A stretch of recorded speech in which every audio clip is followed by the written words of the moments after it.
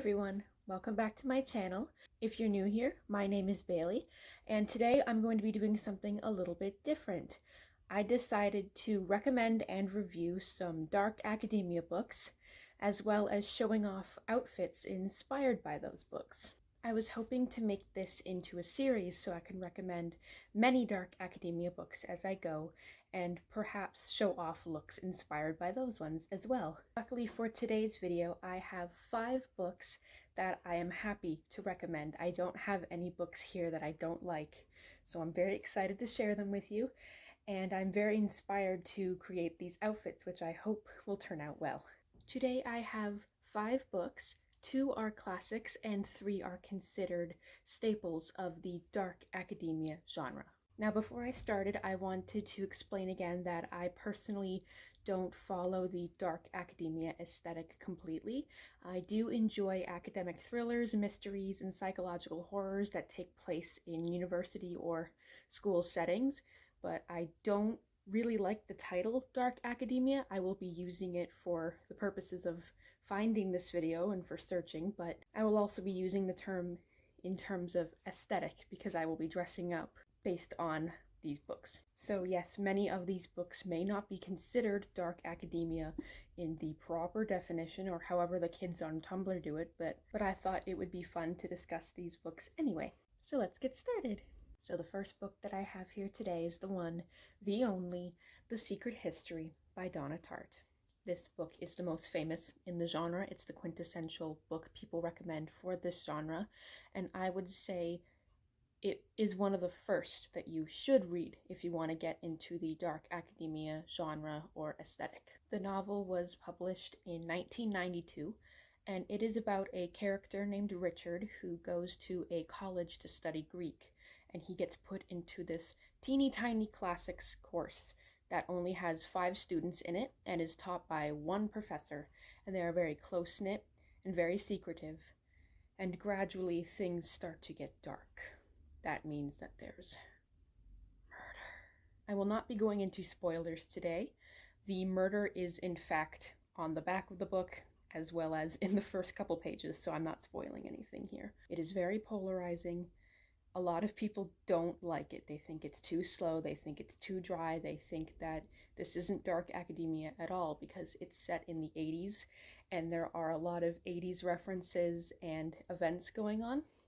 One of my favorite characters is Judy Poovey. She is an icon and a queen, and she is very much of the 1980s drug life, and I love her so much. The juxtaposition of intense, dark, intelligent classics mixed with Judy Poovey snorting cocaine in a Burger King parking lot is just, I just love her so much. I do admit I needed to read this book twice, once in 2016 and once in 2019 to properly appreciate everything that went on in the book.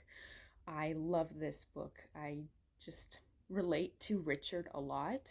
He tries to get into this friend group and it's very relatable to me because he describes loneliness a lot and not feeling truly connected to his group of friends, and he gradually sees them for who they are, which they're not great.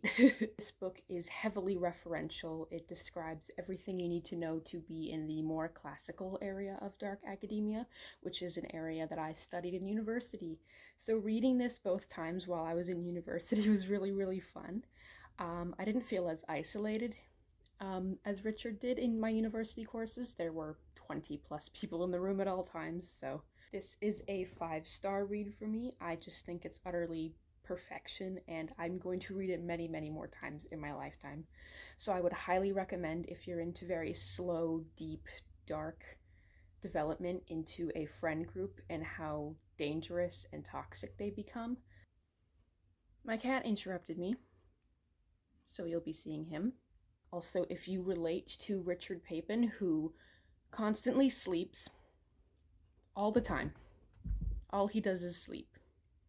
He barely gets his homework done. He's a very highly relatable character. I'm also going to say this now, every single book contains intensely mature and dark themes, so you should check out those content warnings if you feel that you are not prepared to see violence, murder, implications of incest, or other mature, dark, and sexual themes. The second book that I have for you today has been considered a secret history derivative or even a clone, which I highly disagree with. It is actually a more simpler way to access the dark academia genre, so I'm very happy to introduce 2017's If We Were Villains by M.L. Rio. If We Were Villains is about a main character named Oliver and his 6 other classmates as they are part of an elite Shakespeare University, part of an arts program, and all they do is learn Shakespeare. They learn the history of Shakespeare, they practice Shakespeare, and they perform Shakespeare. So they are once again a very close-knit friendship group, and things get very violent, very dark, and everyone descends into madness. This book, once again, is highly referential.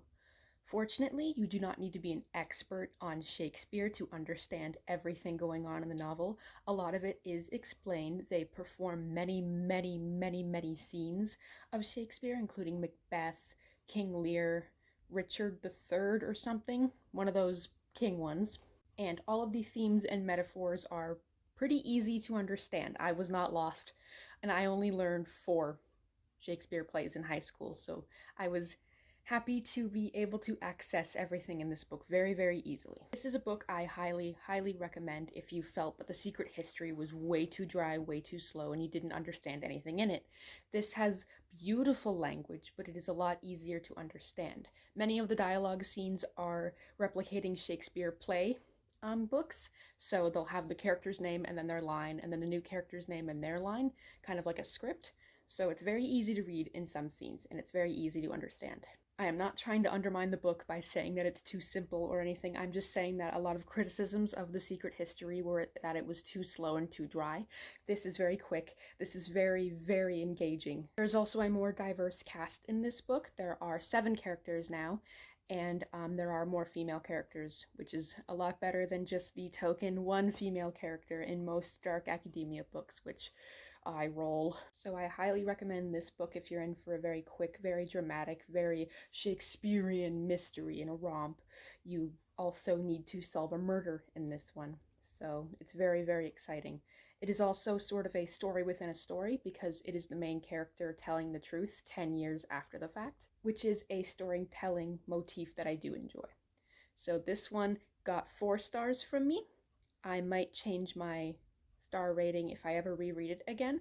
I read it to my partner over the phone because we've been split apart due to the pandemic, and it was so fun doing all the characters' voices and making everything seem so dramatic and deep. I was able to perform it, so that was really exciting. The audiobook would probably be really good for this book. So my second recommendation is If We Were Villains by M.L. Rio, a dark academia using Shakespeare. For my third recommendation, I do not have a copy of the book, and I really want it. So you're going to be seeing me articulating with my hands more. So unfortunately for this one, I do not know the year of publication. I'll have to put it down here somewhere, and that is Carol Goodman's The Lake of Dead Languages. The Lake of Dead Languages is about a woman named Jane Hudson who attended a lakeside school for girls as a child. She attended this school in her teenage years, and she met 2 roommates, Deirdre and Lucy. During her time at this school, both of them commit suicide. She then returns to this lakeside boarding school for girls 20 years later to be a Latin teacher, and a mystery unfolds as she is getting ghostly encounters from Lucy. There are events occurring in her life that are possibly coming from her dead friends. So she has to solve who is doing these events and the possibility of all of these events reoccurring with her students. I just loved this story so much. It has 4 stars from me. If I ever reread it again, it may bump up to 5 because I was just so surprised. It was so refreshing. It was so engaging. It was so mysterious. I loved it a lot. It is set at a lakeside, and most of it occurs during the winter, so it's so dark and black. The water is black. There's snow everywhere. She describes the cold and the loneliness, and it's just very beautifully written. I listened to the audiobook, and the narrator, her name is Vivian something. She was very good. She was able to make her voice sound younger, older and also have slightly different inflections for the characters, so it was very easy to follow along with this cast of characters. It is an all-female cast. Thank God. I've been looking for more dark academia books where there is a more diverse, engaging, and unique female cast, and I found it. Yay! Almost every single character is a female character, with all of the love interests and disposable characters being male, so we finally switched up what the genre usually pulls. It is a very, very dark book. It is a very mysterious book. Unfortunately, I guessed what happened a little bit too early, so I didn't get the surprise plot twist, but it is still very, very, very well written, and I enjoyed it a lot. I loved the boarding school vibes. I loved the past parts as well as the present parts. I enjoyed watching her be a student as well as being a teacher and a mother. And I enjoyed all the ghostly, spooky, creepy events that were kind of tied to her teaching Latin. So this is once again a classics area of dark academia, but it's a very good general mystery, and I think that you would enjoy it. So my third recommendation is The Lake of Dead Languages by Carol Goodman. So my final two recommendations for this video are going to be classics. Now, these were written before dark academia became a big deal, and so some people might not even consider these books to be dark academia. There is a lot of nitpicking in the aesthetic, but honestly, it's mostly just an aesthetic. It's just about murder and dark themes in like a school setting, so who cares? Now, the first classic I want to recommend is written by the queen of inventing genres, so I'm going to basically say that, once again, Mary Shelley invented a genre. That's right, I am recommending Frankenstein by Mary Shelley as a dark academia book. Bite me. I think you already know her. Published in 1818, Frankenstein is one of the greatest books ever written, and I will fight you. Okay, to be serious, this is Frankenstein by Mary Shelley. This is a book about Victor Frankenstein. He is a creepy little man who decides to create life using dead bodies. And it doesn't turn out well for him, because guess what? Victor Frankenstein is an ugly, nasty little man who does not love his children, who does not love his little creature, and he is a jerk, and he deserves everything that happened to him. Justice for Elizabeth, though. This book is dark academia. He spends a year and a bit at university where he is studying all of this science, all of this philosophy, and it inspires him to create his nasty little project. Victor Frankenstein is an insane undergraduate student who wakes up after binge typing his nasty little paper and waking up in horror to realize that it was shit. But seriously, I do think you need to read Frankenstein, and if you have already read it in school and hated writing your paper on it, try reading it again without the context of your English teacher telling you about all of its themes, because it is very engaging. It's also very short, so it's not a big deal. This is a 5-star read for me. It is one of my favorite books of all time. I just think that Victor is a loathsome creature, and I think that the creature is just a kind, very, very good boy. And if I talk about him too much, I actually get upset, because he's too good for this world. So my first classics recommendation is Frankenstein by Mary Shelley, in which Victor Frankenstein descends into madness and creates life from a dead body because he was in school and he had a mental breakdown. My final recommendation for this video is one that is the least likely to be dark academia, but you know what? I want you to read it anyway, if you haven't already. This is The Picture of Dorian Gray, written by Oscar Wilde and published in 1890. Now, I know what you're thinking, because I have vampiric powers and I can read your mind. You're thinking, Bailey, does he even go to school? Dorian Gray is a stupid twink. Why would he be in school? And to that I say, you're right. I don't think he's in school at all. I don't know if they mention school at all in this book, but you know what? He starts the book off at the ripe old age of 19. That's university age. It fits. So if you don't know already, this book is about the titular Dorian Gray, this little blonde guy here. He visits a friend who paints his portrait. Another nasty little man decides to creep in and tell him all these philosophical ideas about how he should just be a nasty little hedonist man for the rest of his life, and then his portrait gets cursed. So he never ages, but the portrait does. It's got all the good themes in here. It's got all the madness. It's got all the wild, crazy antics. It's got the drugs. It's got the hot lady. It's got everything you need. It's got homoeroticism as well. Only from Oscar Wilde. It is also a short book, so you should get through it very quickly. It's just a book teaching you that you shouldn't be so nasty and vain, you know? I think that's a good lesson to learn at the university age. Even though he gets older and ends up in his, 50s or something by the end of the book, I think it ties into dark academia very well because its aesthetic is just very, very good. There's absinthe in here. There's opium dens in here. There is very, very cheap theater in here. There is just this little guy, this little blonde man being horrible to people. There's also murder in here. Whoop, whoop. So my final recommendation for this video is The Picture of Dorian Gray by Oscar Wilde. Get into the decadence, get into the Victorian madness, get into all of it.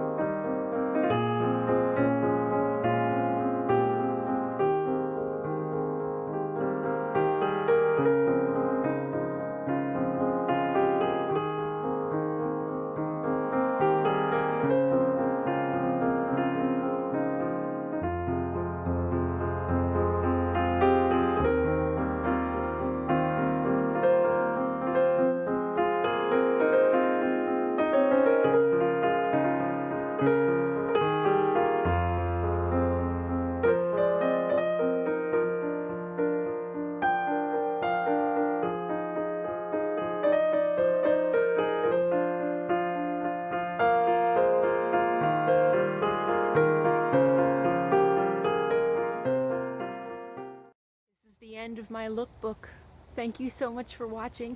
Don't forget to like, comment, and subscribe for more content. Woo!